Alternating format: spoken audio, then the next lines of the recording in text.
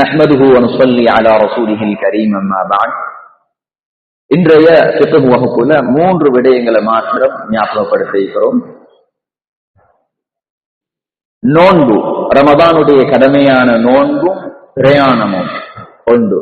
இரண்டாவது, ரமதானுடைய கடமையான நோன்பும் நோயாளிகளும். மூன்றாவது, ரமதானுடைய கடமையான நோன்பும் பெண்களோடு சம்பந்தமானது. பெண்கள் என்று வார நேரம் 2 வகை. ஒன்று கர்ப்பமாக இருக்கக்கூடிய கர்ப்பிணி தாய்மார்கள், இன்னொன்று பாலூட்டக்கூடிய தாய்மார்கள். இந்த 3 வகை. ஒன்று கடமையான நோன்பும் பிரயாணமும், கடமையான நோன்பும் நோயாளிகளும், கடமையான நோன்பும் கர்ப்பமான அல்லது பாலூட்டக்கூடிய தாய்மார்களும். இந்த 3 தலைப்புல இன்றைய வகுப்பு இன்ஷா அல்லாஹ் குறிப்பிட்ட 20 நிமிடங்களுக்கு நடக்கும் இன்ஷா அல்லாஹ். முதலாவது, ரமதானுடைய நோன்பும் பிரயாணமும் நோயும் என்ற தலைப்பை நாங்க பார்ப்போம். ரமதானுடைய காலத்துல ரமதானுடைய நோன்ப விடுறதுக்கு சில நோய்கள் சலுகையாக, சில நோய்கள் காரணமாக அதுக்கு சலுகை, எங்களுக்கு நோன்பை விடலாம் என்ற ஒரு சலுகை அந்த நோய்க்காக வேண்டி சொல்லப்பட்டிருக்கிறது. இத குர்ஆன் சூரத்துல் பக்ராவுடைய 185வது வசனம், وَمَنْ كَانَ مَرِيضًا أَوْ عَلَى سَفَرٍ فَعِدَّةٌ مِنْ أَيَّامٍ أُخَرَ. குர்ஆனுடைய வசனம் சூரா பக்ராவுடைய 185வது வசனம் சொல்கிறது, யார் நோயாளியாக இருக்கிறார்களோ அல்லது பிரயாணத்தில் இருக்கிறார்களோ அவர்கள் فَعِدَّةٌ مِنْ أَيَّامٍ أُخَرَ, வேறு தினங்களில் அந்த நோன்பை நோற்றுக்கொள்ளட்டும், நோன்பை நோற்றுக்கொள்ளலாம் என்ற ஒரு சலுகையை எங்களுக்கு சொல்லுகிறது. எனவே குர்ஆன் பொதுப்படையாக நோயாளி பிரயாணி என்பதை மாத்திரம் சொல்கிறது. ஹதீஸும், அந்த குர்ஆன் ஹதீஸுடைய நிகழ்வே ஃபுகஹாக்களும் எங்களுக்கு சொல்லித்தாராங்க. நோய் என்று சொன்னா எல்லா நோய்க்கும் எங்களுக்கு நோன்பை விட இயலுமா? எல்லா நோய்க்கும், ஒரு சாதாரண பல்லுவலி, சாதாரண தலைவலி, சாதாரண காய்ச்சல், சாதாரண ஒரு நோய், கொஞ்சம் கால் நோவு கை நோவு என்றதுக்காக வேண்டி நாங்க நோன்பை விட இயலுமா? நோய் என்று பொதுப்படையாகத்தானே குர்ஆன்ல வந்திருக்குது என்று கேட்டால் இல்ல. எங்களுக்கு அந்த நோயை வரையறுத்து சொல்றாங்க. எப்படியான நோய்களுக்கு எங்களுக்கு நோன்பை விடலாம், நோன்பை விடலாம், விட்டு அந்த நோன்பை பிறகு கதா செய்யலாம் என்ற அந்த நோயுடைய வரையறையை ஃபுகஹாக்கள் சொல்லித்தாராங்க. நோயில 2 வகை இருக்குது. நோயில 2 வகை இருக்குது. ஒன்று இருக்குது அல் மரத் அல்லதி லா யுர்ஜா புர்உஹு என்று சொல்வார்கள். தமிழ்ல சொல்றதாக இருந்தால் தீராத நோய். அல்லாஹ் தஆலா அப்படியான நோய்கள் இருந்து எங்களையும் எங்களுடைய குடும்பங்களையும் பாதுகாப்பானாக. யாரெல்லாம் அப்படியான நோயில் இருக்கிறார்களோ அவர்களுக்கு உறுதியான ஆஃபியத்தை கொடுப்பானாக. தீராத நோய் என்று சொல்றது அது அதனுடைய சட்டம் ஒன்று இருக்குது. இன்னொன்று இருக்குது, இடைநடுவுல நோயாளியாக ஆகுவோம், திரும்ப நாங்க சுகவேகியாக ஆகுவோம், நோயாளியாக ஆகுவோம், திரும்ப சுகம் கிடைக்கும். இப்படி விட்டு வரக்கூடிய நோய்கள் என்றது. இப்ப முதலாவது நான் சொல்லக்கூடியது விட்டு வரக்கூடிய நோய்கள். திடீரென்று நோன்புல, 10வது நோன்புல, 5வது நோன்புல, 1வது நோன்புல அல்லது கடைசி நோன்புல எங்களுக்கு ஏதாவது ஒரு நோய் வந்துட்டு என்றால் அந்த நோய் எப்படியான நோயாக இருந்தால் எங்களுக்கு நோன்பை விடையிலும். இதுக்கு ஃபுகஹாக்கள் 3 செய்திகளை சொல்றாங்க. நோயை 3 விதமாக சொல்றாங்க. இந்த விட்டு வரக்கூடிய நோய்கள்ல 3 விஷயங்கள்ல ஒன்று இருந்தால் எங்களுக்கு நோன்பை விடையிலும். முதலாவது, அது எங்களுக்கு நோன்பு பிடிக்கிறதுனால, இப்படியான ஒரு உடலுடைய இந்த பலகீனமான நிலைமையில நோன்பு பிடிக்கிறதுனால எங்களுக்கு எங்கட உயிராபத்து வரலாம் என்றது. அது உச்சகட்டமான உயிராபத்து வரலாம் என்று இருக்கக்கூடிய அப்படியான நோய்கள், அதுக்கு எங்களுக்கு நோன்பை பிடிக்கிறத மார்க்கம் ஹராம் என்று சொல்லுது. நோன்பு பிடிச்சா எங்களுக்கு உயிராபத்து வரும் என்ற ஒரு நிலைமையில எங்க நோன்பை பிடிக்கிறது மார்க்கம் ஹராம் என்று சொல்லுது. அந்த நேரத்துல நாங்க நோன்பை விட்டுட்டு பின்னால இன்ஷா அல்லாஹ் அந்த நோன்பை கதா செஞ்சு கொள்றது சம்பந்தமாக மார்க்கம் பேசுது. 2வது ஒன்று இருக்குது, உயிராபத்து அல்ல, ஆனால் என்று சொல்வார்கள். எங்களுடைய உடல்ல ஏதாவது ஒரு பாகம் அல்லது எங்களுடைய ஐம்புலன்கள்ல ஏதாவது குறைபாடு வரலாம். நோன்பு பிடிக்கிறதுனால கண் பார்வையில, காதுடைய கேள்வியில ஏதாவது அப்படியான நிலைமைகள் வந்தால் என்ன செய்யறது என்று சொல்லி, அல்லது எங்களுடைய உடம்புல ஏதாவது பாகத்துல ஏதாவது குறைபாடுகள் வரலாம் என்ற ஒரு வைத்திய ஆலோசனை சொல்லப்பட்டிருக்கிறது என்றால் அந்த நேரத்திலையும் எங்களுக்கு நோன்பை விடையிலும். அந்த நேரத்தில் நோன்பு பிடிக்கிறது உயிராபத்து அல்ல, ஆனா எங்களை ஏதாவது இப்படியான நிலைமைகள் உண்டாகும் என்றிருந்தால் அப்படியான நேரத்தில் நோன்பு பிடிக்கிறது மக்ரூஹ் என்று மார்க்கம் சொல்லுது. நோன்பை விட்டுறதுதான், விட்டுட்டு எங்களுடைய உடம்பை எங்களுடைய ஆரோக்கியத்தை பார்க்கிறது தான் நிலம் என்றது அப்படியான ஒரு கட்டத்துல பேசுது. 3வது ஒரு கட்டம் இருக்குது, எங்களுடைய உயிராபத்தும் அல்ல, உடலுடைய பாகங்களுக்குரிய எந்த சேதமும் அல்ல, இருக்கிற நோய் கூடிடும், இருக்கிற நோய் அதிகமாக ஆகிடும். அல்லது இந்த நோயை குணப்படுத்திக் கொள்றது தாமதமாக ஆகிடும். இருக்கிற நோய் தாமதமாகிறது பின்னாகலாம், அல்லது நோய் அதிகமாகலாம் என்ற ஒரு பயம் இருக்குமாக இருந்தால் அந்த நேரத்திலையும் எங்களுக்கு நோன்பை விடுறதுக்கு மார்க்கம் சலுகையை தருகிறது. இது சரி, நாங்க இந்த 3வது ஸ்டேஜ் தான் எங்களோட லாஸ்ட் ஸ்டேஜ். இருக்கிற நோய் அதிகமாகலாம் அல்லது நோய் குணமாகிறது தாமதமாகலாம் என்பது. சரி, இது எப்படியான நோய்? இது எப்படியான நோய்? ஒரு பல்வலி என்றதை இதுக்குள்ள சேர்க்கலுமா? பல்வலி இது, அல்லது நாங்க டெப்லெட் போடலண்டா எங்களுக்கு அந்த வலி இன்னும் அதிகமாகும், அல்லது அந்த அது குணமாகிறது தாமதமாகும், அல்லது ஏதோ ஒரு வலி என்று சொல்லி இந்த சாதாரண வழிகளை கூட சேர்க்கலுமா? அதுக்கு எங்களுக்கு இப்போ பஹாக்கள் தெளிவாக சொல்றாங்க. கத்தீப் ஷர்பீனி ரஹிமஹுல்லாஹ் அவர்கள் முக்னில் முஹ்தாஜ் என்ற கிரந்தத்தில் சொல்றாரு, மஷக்கத்துன் ஷதீதத்துன் லா துஹ்தமலு ஆததன். ஒரு மனிதரால இயல்பாக சுமந்து கொள்ள முடியாத ஒரு சிரமம் இருக்குது. உண்மையிலே காய்ச்சல்ல படுக்கையில இருக்கிறார், படுத்த படுக்கையில அவருக்கு என்ன சாப்பாடு மிறங்குதில்லை, குடிப்பு மிறங்குதில்லை, ஒன்று விளங்குதில்லை, ஒரு கடுமையான காய்ச்சல் என்று சொல்றது பொதுவாக எங்களுக்கு சலுகையாக எடுக்க இயலாது. கடுமையான காய்ச்சல், நோன்பை பிடிச்சு கொண்டு சுமந்து கொள்ள இயலாத ஒரு சிரமமான ஒரு காய்ச்சல். அப்ப எங்களுக்கு அந்த காய்ச்சலுக்கு நோன்பை விடுறதுக்குரிய சலுகை. சாதாரண காய்ச்சல் தான், சூடுதான், அவர் நடமாடுறார், அவர் வேலைகளை செய்யறார், எல்லாம் செய்யறார் என்று இருந்தால் அந்த காய்ச்சலுக்கு எங்களுக்கு மார்க்கம் நோன்பை விடுறதுக்குரிய சலுகையை தரல. அதே மாதிரி ஏழைய குறிப்பாக இந்த நோயோடு நோன்பையும் இணைத்து கொண்டு செல்றதுக்கு என்னால இயலாது, சுமந்து கொள்ள இயலாது. அது ஒவ்வொருத்தருடைய உடல் நிலைமைக்கு ஏற்றவாறு வித்தியாசப்படும். எனவே அந்த நிலைமையில சுமந்து கொள்ள முடியாமல் இருக்குமாக இருந்தால் மார்க்கம் எங்களுக்கு நோன்பை விடுறதுக்குரிய சலுகை தருது. அந்த நோன்பை பின்னால நாங்க கதா செய்ய வேண்டும் என்று சொல்லுது. இது நோய் இடை நடுவில் வரக்கூடிய நோய். தீராத நோய், இன்னைக்கு அதிகமானவங்க பெட்ல இருப்பாங்க, சில பாரிய நோயில வயசு குறைஞ்சவங்களும் இருக்கிறாங்க, வயசுல மூத்தவங்களும் இருக்கிறாங்க, படுத்த படுக்கையில நோயாளிகள். இப்படியான நோயாளிகளுடைய சட்டம் என்ன? ஆண்களாக இருக்கலாம், பெண்களாக இருக்கலாம், வயசுல மூத்தவங்களாக இருக்கலாம், வயசுல குறைஞ்சவங்களாக இருக்கலாம். ஒரு தீராத நோய், ஒரு பாரிய நோய், நோன்பு அவங்களுக்கு பிடிக்கலாது, பெட்ல இருக்கிறாங்க, அல்லது பெட்ல அல்ல நடமாடுறாங்க தான், ஆனா அவங்களுக்கு நோன்பு பிடிக்கலாத ஒரு நோய் ஒன்று இருக்குது, பெரிய நோய் ஒன்று இருக்குது என்றால் இப்படியானவங்களோட சட்டம் என்னன்னு கேட்டால், இவங்களுக்கு இஸ்லாம் வந்துட்டு இவங்க திரும்ப குணமாகிறது என்றதும் எதிர்பார்க்க முடியாத ஒன்று. தொடர்ந்து அவங்க நோயாளியாகத்தான் இருக்கிறாங்க. உதாரணமா நாங்க சொல்லலாம், டைலஸ் பண்றவங்க, கிட்னி ஃபெயிலியர் ஆகினவங்க, அல்லது வேற ஒரு பெரிய நோய் சொல்லும், அப்படியானவங்க தொடர்ந்து அந்த நோயாளியாக இருந்து கொண்டே இருக்கிறாங்க. அவங்களால நோன்பு பிடிக்கவே இயலாத ஒரு சூழல் ஒன்று இருக்குதுன்னு வச்சுக்கொள்வோம் என்றிருந்தால், அப்படியானவங்களுக்கு மார்க்கும் ஒரு மாற்று வழியை சொல்லுது. அவங்க நோன்பை பிடிக்காம விடலாம், பின்னாலையும் கலா செய்ய இயலாது. ஏன், நோன்பு முடிஞ்ச ரமதானுடைய காலம் முடிஞ்சாலும் திரும்பவும் அவங்களுக்கு நோன்பு பிடிக்கிற சந்தர்ப்பம் கிடைக்காது. அப்ப அவங்களுக்கு மாற்று வழி என்னென்றால், ஒரு நாளுடைய நோன்புக்கு பகரமாக 600 கிராம் எதிர நாட்டுடைய அரிசி, ஒவ்வொரு நாட்டுடைய எது பிரதான உணவாக உட்கொள்ளப்படுகிறது அந்த உணவை அவங்க 600 கிராம், அது சுத்தத்துல சொல்லப்பட்ட அரபு கணக்குக்கு ஏற்ப எங்கட நாட்டுடைய அளவு, எங்கட இப்ப தற்போதைய கணக்கு 600 கிராம் அரிசி ஒரு நாளைக்கு பகரமாக கொடுக்கிறது. அப்ப ஒரு நாளைக்கு பகரமாக 30 நோன்பு வந்துட்டால் 600 கிராம் பரிபாத்தம் என்றால் 6 கிலோ 12 18 கிலோ வரும். 18 கிலோ 30 நாளைக்கும் வரும். 29 நாள் நோன்பு வந்துட்டால் 17 கிலோவும் 400 கிராமும் வரும். அப்ப இப்படி கொடுக்க வேணும் என்ற ஒரு சட்டம் இருக்குது. சரி, இப்படி கொடுக்க வேணும். இப்படி கொடுக்கறத நாங்க மொத்தமாகவே முதலாவது நோன்புல அல்லது நோன்பு வாரத்துக்கு முந்தினண்டே, சரி உண்மையிலேயே ஒரு நோன்பு பிடிக்க இயலாது, எங்களோட மாற்று வழி இதை அரிசி தானியம் கொடுக்கறது தான். அப்ப நாங்க மொத்தமாக ஒரு 50 கிலோ அரிசி அல்லது 20 கிலோ அரிசி வாங்கி குடித்தால் அது சரி வருமா என்று கேட்டால் இல்ல. கொடுக்கறதுக்கு நிபந்தனை இருக்குது. ஒரு முறை இருக்குது, ஒவ்வொரு நாளும் அன்றைய நாளுடையதை கொடுக்கிறது. இப்ப அன்றைய நாளுடையதை கொடுக்கிற நேரம் 600 கிராம் என்று சொல்றது, அது ஒருத்தருக்கு போய் சேர்றவங்களுக்கு சில நேரம் பொறுமதி இல்லாம இருக்கும், சேர்றவங்களுக்கு அது பெரிய அளவுல ஒரு உபயோகம் இல்லாம இருக்கலாம். அப்படியாக இருந்தால் நாங்க 10 நாளை சேர்த்து கொடுக்க இயலும். எங்களுக்கு 30 நாளையும் சேர்த்து கடைசி நாள்ல கொடுக்கவும் இயலும். 30 நாளையும் சேர்த்து கடைசி நாள்ல கொடுக்கவும் இயலும். ஆனால் முற்படுத்தி கொடுக்க முடியாது. எங்களுக்கு முற்படுத்தி மொத்தமாக கொடுக்கறதுக்கு முடியாது என்ற செய்தியை எங்களுக்கு புகஹாக்கள் சொல்லித்தாராங்க. இப்ப இது அரிசி கொடுக்கிறது, எவ்வளவு கொடுக்கிறது, 600 கிராம் கொடுக்கிறது, எப்ப கொடுக்கிறது என்ற விஷயத்தை பார்த்தோம்.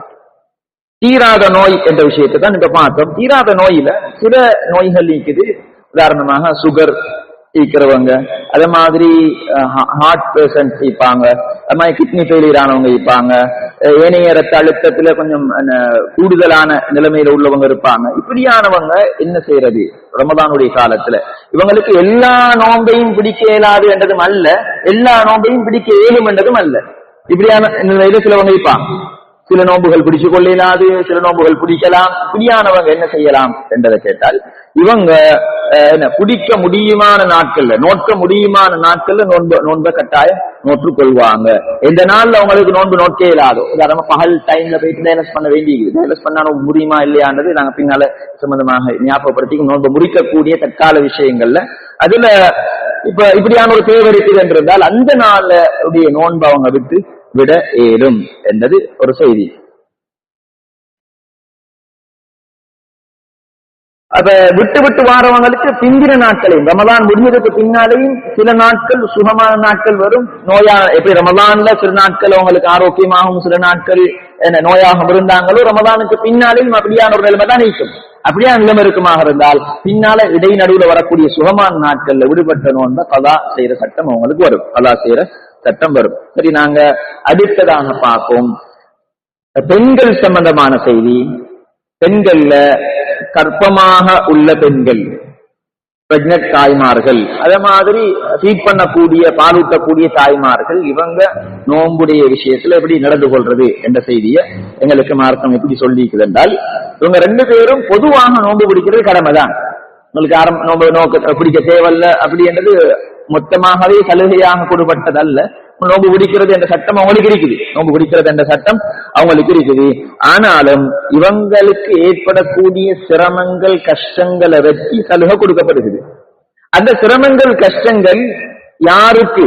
தாய்க்கா சேய்க்கா, தாய்க்கா சேய்க்கா, தாய்க்கா பிள்ளைக்கா என்றதை வச்சு சட்டம் வித்தியாசப்படும். ஒரு தாய், பாலூட்ட ஃபீட் பண்ணக்கூடிய ஒரு தாய் அல்லது கர்ப்பமாக இருக்கக்கூடிய ஒரு தாய், அவருக்கு நோன்பு பிடிக்கிறதுனால எந்த கற்பத்தில் இருக்கிற பிள்ளைக்கு அல்லது பாலூட்டக்கூடிய பிள்ளைக்கு ஏதாவது குறைபாடு வந்துடும், பால்ல குறைபாடு அல்லது என்னுடைய வயிற்றில் இருக்கக்கூடிய சிசுக்கு ஏதாவது குறைபாடு வந்துடும் என்று பிள்ளை மீதான பயம் மாத்திரம் இருக்குமாக இருந்தால், பிள்ளை மீதான பயம் மாத்திரம் இருக்குமாக இருந்தால் இந்த தாய் என்ன செய்யும்? நோன்பை விட இயலும், நோன்பை விட இயலும். நோன்பை விட்டுட்டு இந்த நோன்பை பின்னால கவா செய்யவும் வேணும். அதே நேரம் கவாவோடு சேர்த்து இவங்களுக்கு பிளஸ் இன்னொரு செய்தி வரும். என்னன்னு சொன்னால், இந்த ஒவ்வொரு நாளுடைய, உதாரணமாக 10 நாளுடைய நோன்பு விட்டாங்கண்டா அல்லது 15 நாளுடைய நோன்பு விட்டாங்க என்றிருந்தால், அல்லது மொத்தமாக விட வேண்டிய ஒரு நிர்பந்தமான நிலைகள் வருகிறது என்றிருந்தால், அந்த எல்லா நோன்புக்கும் பகரமாக ஒரு நாளைக்கு 600 கிராம் என்ற அந்த தானியம் கொடுக்கிற அந்த செய்தியை, 600 கிராம் அரிசி கொடுக்கிறதையும் இவங்க நோன்பை கலாவும் செய்ய வேண்டும். இவங்க இந்த ஃபிதியா என்று சொல்லக்கூடிய அரிசி கொடுக்கக்கூடிய தானியம் கொடுக்கக்கூடிய இந்த அமலையும் செய்ய வேண்டும். ரெண்டும் வரும். ஒரு தாய் பிள்ளை மீது மாத்திரம் பயந்தார், அதே தாய் தன்னுடைய உடம்புக்கு ஏதாவது வந்துடும் என்று பயப்படுறார். அது ஃபீட் பண்ணக்கூடிய தாயாக இருக்கலாம் அல்லது பிரெக்னன்ட் தாயாக இருக்கலாம். தன்னுடைய உடம்புக்கு ஏதாவது அந்த ஆபத்துகள் வந்துடலாம், நோம்பு பிடிக்கிறதுனால ஏதாவது முன்னப்பின்னைகள் நடந்துடலாம் என்ற ஒரு பயம், அதனால நோம்பு விட பார்க்கிறார். அல்லது தனக்கும் எது வந்துடலாம், பிள்ளைக்கும் எதுவும் வந்துடலாம் என்று இருவர் மீதான பயம், தன் மீது அல்லது இருவர் மீதான பயம். இந்த ரெண்டு நிலைமையிலையும் இவ நோன்பு விடலாம். கலா மாத்திரம் செஞ்சால் போதும், கலா மாத்திரம் செய்தால் போதும். பிள்ளை மீது மாத்திரம் பயம் ஏற்படக்கூடிய நேரத்துல எங்களுக்கு பிறகு சொல்லுது, அவங்களுக்கு என்ன நோன்பை கலாவும் செய்யணும் பிந்தின முடியுமான காலங்கள்ல, பிந்தின காலங்கள்ல. அதே நேரம் அந்த ஒவ்வொரு நாளைக்கு பகரமாக 600 கிராம் தானியம் அரிசி கொடுக்கிறது என்றதும் வரும். அரிசி கொடுக்கிறது சரி, யாருக்கு கொடுக்கிறது, எப்ப கொடுக்கிறது பார்த்தோம், எவ்வளவு கொடுக்கிறது பார்த்தோம். யாருக்கு கொடுக்கிறது, யாருக்கு கொடுக்கிறது என்று சொன்னால் ஏழைகள், அதாவது ஏழைகள், ஃபகீர் மிஸ்கீன் என்று ஜகாத் கொடுக்கிற லிஸ்ட்ல ஒரு 2 சாரார்கள் தான். ஃபகீர் என்றது ஒரு சாரார், மிஸ்கீன் என்றது ஒரு சாரார். அவங்க 2 பேரையும் மொத்தமாக ஏழைகள் என்று சொல்லிடும். ஒரு சாரார் அறவே வருமானம் இல்லாதவர்கள், இன்னும் ஒரு சாரார் வருமானம் இருக்குது போதாதவர்கள். இந்த 2 சாராருக்கும் நாங்க இந்த தானியங்களை கொடுக்கலும். சரி, 30 நாளுடைய இந்த 18 கிலோவையும் ஒரு ஆளுக்கு கொடுக்கலுமா அல்லது ஒவ்வொரு நாளுக்கும் ஒவ்வொரு ஆளுக்கு கொடுக்கணுமான்னு கேட்டால், எங்களுக்கு 30 நாள் அல்லது 10 நாள் 20 நாள் மொத்தமாக சேர்த்து ஒரு ஆளுக்கு கொடுக்கறதுக்கு இயலும். அவருக்கு தேவை இருக்குது என்றால் அவருக்கு கொடுக்கறதுக்கு இயலும். அப்ப யாருக்கு கொடுக்கறது, அந்த மொத்தமாக கொடுக்கலாமா என்ற செய்தியை நாங்க இப்ப பார்த்தோம். சரி, இப்ப அடுத்தது நோயாளி சம்பந்தமாக பார்த்தோம், அதுல விட்டு விட்டு வரக்கூடிய நோய், தீராத நோய் சம்பந்தமாக பார்த்தோம், பிதியா கொடுக்கிறது சம்பந்தமாக பார்த்தோம். பிதியா யாருக்கு கொடுக்கிறது, எப்ப கொடுக்கிறது, எவ்வளவு கொடுக்கிறது, எப்படி கொடுக்கிறது என்ற செய்திகளை பார்த்தோம். அடுத்தது கற்பமான தாய்மார்கள், பாலூட்டக்கூடிய தாய்மார்களுடைய அந்த செய்திகளை பார்த்தோம். இறுதியாக ஒரு செய்தியோட நாங்க முடிச்சு கொள்வோம். பிரயாணி சம்பந்தமானது. இதுல நீண்ட நடிய பல செய்திகள், அதுல முதலாவது செய்தியோட நாங்க நிறுத்திட்டு அடுத்த வகுப்ப அந்த இரண்டாவது செய்தியிலிருந்து ஆரம்பிப்போம். சரி, ஒரு பிரயாணத்தோடு சம்பந்தப்பட்ட சலுகைகள் இருக்குது. பிரயாணத்தோடு சம்பந்தப்பட்ட சலுகைகள் இருக்குது. பிரயாணத்தை இஸ்லாம் 5 சட்டங்களுக்கு கீழால பார்க்கிறது. சில பிரயாணங்கள் செய்யறது வாஜிப், சில பிரயாணங்கள் செய்யறது வாஜிப். ஹஜ்ஜு கடமையான ஒருத்தர் அவர் அந்த பிரயாணம் செய்யறது ஹஜ்ஜுடைய கடமையை செய்யறதுக்காக பிரயாணம் செய்யறது வாஜிப். இப்படி சில பிரயாணங்களை வாஜிப் என்று சொல்லுது, சில பிரயாணங்களை சுன்னத் என்று மார்க்கம் சொல்லுது, சில பிரயாணங்களை அனுமதிச்சுக்கிறது. அது வாஜிபும் அல்ல, சுன்னத்தும் அல்ல, தாராளம் எங்களுக்கு அனுமதிக்கப்பட்ட பிரயாணம். சில பிரயாணங்களுக்கு இது மக்ரூ, அப்படியான பிரயாணங்களை போகாம இருக்கிறது நல்ல காரியம், போகாம இருந்தால் நன்மை கிடைக்கும். 5வது சில பிரயாணங்கள் ஹராம் என்று சொல்லப்பட்டு, இந்த பிரயாணங்கள் போறது உங்களுக்கு பாவம், ஹராம் என்று சொல்லப்பட்டவைகள். எங்களுக்கு பிரயாணத்தோடு சம்பந்தப்பட்ட சலுகைகள், உதாரணமா எங்களுக்கு தெரிஞ்ச சலுகைகள் ஒன்று, நாங்க எங்க மொத்தமா சொல்லும் சேர்த்து சுருக்கி தொழுறது என்று. சேர்த்து சுருக்கி தொழுறது என்றது ஒரு விஷயம் அல்ல, அங்க 2 விஷயம் இருக்குது. சேர்த்து தொழுதல் என்றது ஒரு தனியான பாடம், சுருக்கி தொழுதல் என்று தனியான ஒரு பாடம். சேர்த்து தொழுதல் தனியான ஒரு சலுகை, சுருக்கி தொழுதல் என்பது தனியான ஒரு சலுகை. அதை நாங்க இன்ஷா அல்லாஹ் தொழுகை சம்பந்தமான சொல்லக்கூடிய வகுப்புல பின்னால பார்ப்போம், ரமலானுக்கு பின்னால இன்ஷா அல்லாஹ். அப்ப இந்த இப்படியான சலுகைகள். அதே போன்றுள்ள ஒரு சலுகை தான் நோன்பை விடுதல் என்ற சலுகை. பிரயாணத்தோடு சம்பந்தப்பட்ட சில சலுகைகளுக்கு இதை நாங்க தனியாக பிரயாணம் சம்பந்தமான சட்டம் கொண்ட ஒரு வகுப்பாக தொடர்ந்து பார்ப்போம். அப்ப அதுல ஒரு சலுகை தான் நோன்பு விடுறது என்று சலுகை. சரி, எல்லா பிரயாணங்களுக்கும் சட்ட ரீதியாக பார்க்கிற நேரம் எந்த பிரயாணம் ஹராமாக இருக்கிறதோ அந்த பிரயாணத்துக்கு எந்த சலுகையும் எடுக்க இயலாது. அது எத்தனை 1000 கிலோமீட்டராக இருந்தாலும் ஹராமான பிரயாணத்துக்கு இஸ்லாத்துடைய எந்த சலுகையையும் அவர் என்ன செய்யறதுக்கு இயலாது, எடுக்கிறதுக்கு இயலாது. இவர் போற இடம், போற நோக்கம் ஒரு அல்லாஹ் தடுத்த ஒன்றாக இருக்குமாக இருந்தால் அது எத்தனை 1000 கிலோமீட்டர், எவ்வளவு சிரமம், என்ன நடந்து போனாலும் சரி அவருக்கு அந்த சலுகையை எடுக்க முடியாது என்றதை இஸ்லாம் சொல்லுது. ஆனால் மற்ற 4 இடத்திலையும் இருக்கக்கூடிய வாஜிபான, சுன்னத்தான, ஏன் அதற்குள்ள இருக்கக்கூடிய சுன்னத்தான மக்ரூஹானதுக்கும் கூட எங்களுக்கு இந்த சலுகைகள் எடுக்கிறதுக்கு மார்க்கம் சொல்லி இருக்குது.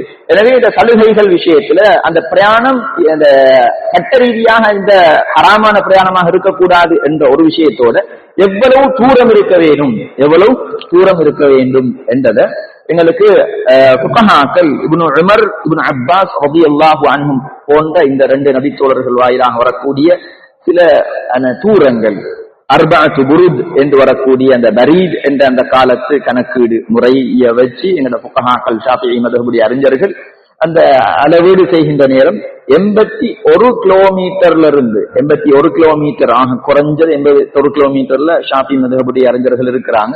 83, 84 வரைக்கும் எங்கட நாட்டுக்குள்ளால 81, 84 ஆக குறைஞ்ச 81 கீழே போகக்கூடாது. 84 என்றதை வச்சுக்கொள்றதாக நெல்லம் எங்களுக்கு 81 இருந்தாலும் எங்களுக்கு அதை எடுத்துக்கொள்ள இயலும் என்றதை எங்களுக்கு இந்த கணக்கு இப்னு உமர், இப்னு அப்பாஸ் ரலியல்லாஹு அன்ஹுமா அவர்களுடைய இந்த கணக்கை வச்சு எங்களுக்கு உலமாக்கள் வகுத்து தந்திருக்கிறாங்க.